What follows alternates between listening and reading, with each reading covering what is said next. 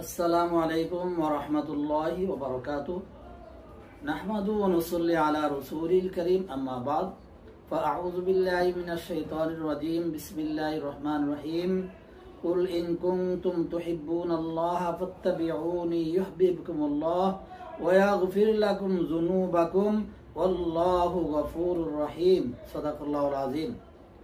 সুপ্রিয় দর্শকবিন্দু, যে স্বপ্ন দেখলে আপনি বুঝতে পারবেন যে আল্লাহ তাআলা আপনাকে ভালোবাসেন, আল্লাহ তাআলা আপনাকে মুহাব্বত করেন, আল্লাহ তাআলা আপনাকে পছন্দ করেন, আল্লাহ তাআলা আপনাকে আদর করেন। আসুন জেনে নেই, কাছে কিংবা দূরে, দেশে কিংবা দেশের বাইরে প্রত্যেককে আন্তরিক মোবারকবাদ জানিয়ে শুরু করছি।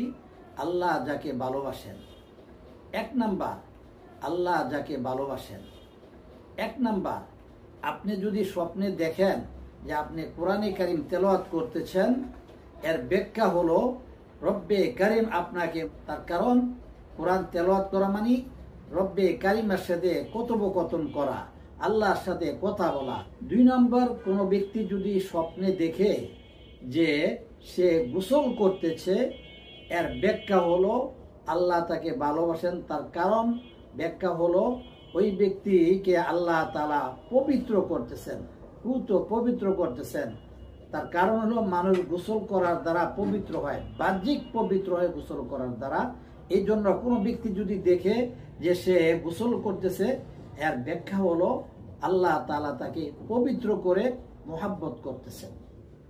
তিন নাম্বার, কোনো ব্যক্তি যদি স্বপ্নে দেখে যে সে জায়নামাজ বিছিয়ে কান্নাকারি করতেছে, দোয়া করতেছে, তাহলে এর অর্থ হলো তার দোয়া আল্লাহ তাআলা কবুল করেন।